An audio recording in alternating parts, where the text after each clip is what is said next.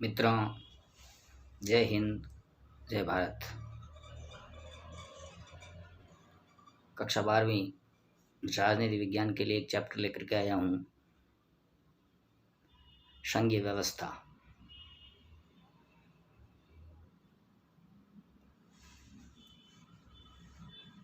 भाग ब का चैप्टर है संघीय व्यवस्था।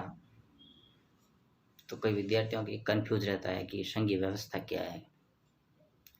फिर आपके सामने संघीय व्यवस्था के प्रश्न के रूप में आता है कि इनके आधारभूत तत्व कौन कौन से हैं। संघीय व्यवस्था के बारे में आप क्या जानते हैं, तो इसके बारे में थोड़ा सा चिंतन करूंगा और फिर अगले वीडियो में लेकर के आऊँगा इनके आधारभूत तत्व। तो बात करता हूँ संघीय व्यवस्था की। तो भारत एक विशाल देश है और उस भारत की विशालता को देखते हुए भारत की जिस समय संविधान की व्याख्या की गई है, तो संविधान की व्याख्या के अंदर एक बात आई है कि भारत राज्यों का संघ है। भारत राज्यों का संघ है, यानी कि भारत एक है। अगर इस बात को देखा जाए तो हमारे सामने जो उस समय जो अनुसूचियां, यानी कि संविधान के अंदर मूल संविधान में जो 8 अनुसूचियां थी, उस 8 अनुसूचियां में जो प्रथम अनुसूची है, पहली अनुसूची है, उसमें इस बात को दर्शाया गया है कि भारत एक राज्यों का संघ है। तो उसकी व्याख्या उसमें की गई है और उसके बाद जो अनुसूचियां 4 और अनुसूचियां बना दी गई, जिस पर मैं बाद में चर्चा करूंगा। लेकिन हमारे सामने मूल बात क्या आनी चाहिए कि ये जो संघीय व्यवस्था क्या है, संघीय व्यवस्था के बारे में हम क्या जानते हैं। तो विभिन्न स्तरों पर जो भारत देश की जो शक्तियां हैं, भारत जो देश चलता है, उन भारत देश में जो सत्ता है, केंद्र की सत्ता है, और केंद्र की सत्ता की जो शक्तियां हैं, उन शक्तियों का विभिन्न स्तरों पर उपयोग, विभिन्न स्तरों पर उपयोग, जो सत्ता है, केंद्र की सत्ता है और केंद्र की सत्ता का विभिन्न स्तरों पर उपयोग, उसको हमने उस शासन की संघीय व्यवस्था कहा है। इट मीन्स संघवाद। ये जो भारत का संघवाद है यही है, यानी कि जो सत्ता की शक्तियां हैं, उन सत्ता की शक्तियों का और उनके जो विभिन्न स्तर है, उन विभिन्न स्तरों का वर्णन इस व्यवस्था में किया गया है। जैसे हम बात करें कि उस समय देश आज़ाद हुआ था, उस समय हमारे देश में कितने राज्य थे या कितने प्रांत थे। तो हम प्रांत की बात करते हैं तो उस समय 14 प्रांत थे जो संघीय शासन व्यवस्था में। एट प्रेजेंट जो संघीय शासन व्यवस्था है उसमें वर्तमान में कितने राज्य हैं या कितने केंद्र शासित प्रदेश हैं।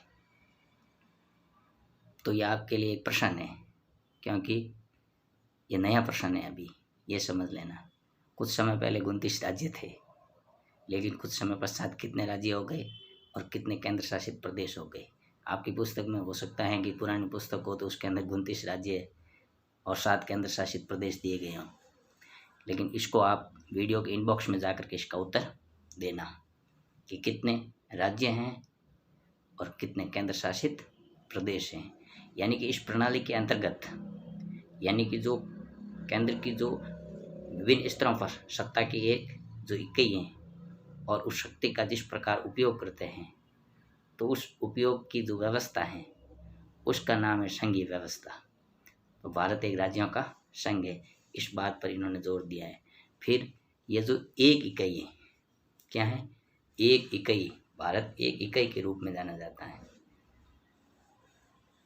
ऐसे जो बड़े देश है, जिसके अंदर भारत और अमेरिका, ये 2 बड़े देश हैं जिनकी इस प्रकार की व्यवस्था जो हमारे संविधान के अंदर दी गई है।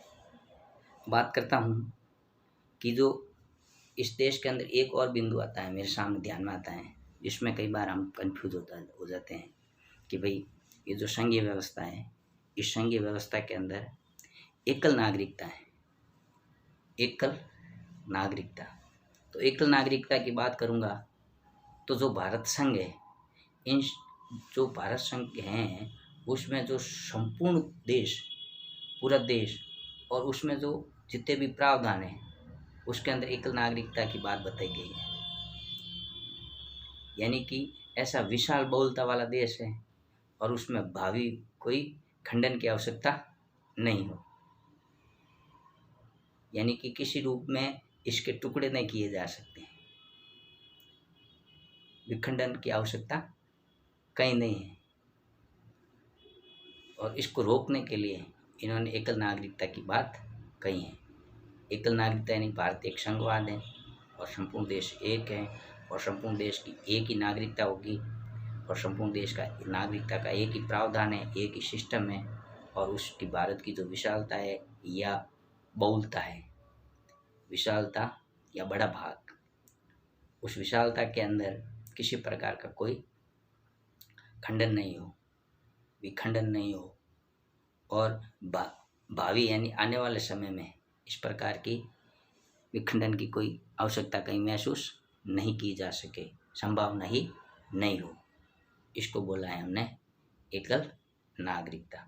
यानी एक देश, विशाल देश, बहुल देश, बहुभाषी देश, लेकिन नागरिकता एक। आप चाहे कहीं भी किसी भी राज्य में रहो, लेकिन नागरिकता आपकी एक होगी। इस बात को यहाँ पर इस संघवाद में भी दर्शाया गया है। भाइयों बहनों मित्रों, आप इस संघवाद को थोड़ा सा जब समय मिले तो विस्तृत पढ़िएगा ताकि आपको और नॉलेज हो। अगले वीडियो में जल्दी लेकर के आऊँगा संघवाद के आधारभूत तत्व, यानी कौन कौन से तत्व हैं जिनकी संघवाद को महती आवश्यकता है या जिसको हम विशेषता बोल सकते हैं। संघवाद की विशेषता क्या है, संघवाद के आधारभूत तत्व क्या है। इस प्रकार का बोर्ड में परीक्षा प्रश्न बनता है। संघवाद क्या है, ये छोटा प्रश्न बनता है, 2 नंबर का प्रश्न अगर बना तो संघवाद क्या, संघवाद के बारे में आप क्या जानते हो।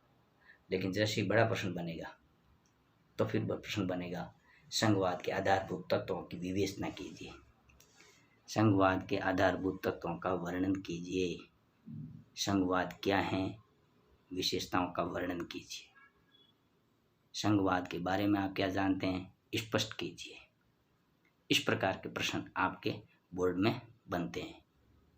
वीडियो को लाइक एवं सब्सक्राइब अवश्य करें जिससे शिक्षा को मोटिवेशन मिलता रहे। जय हिंद, जय भारत।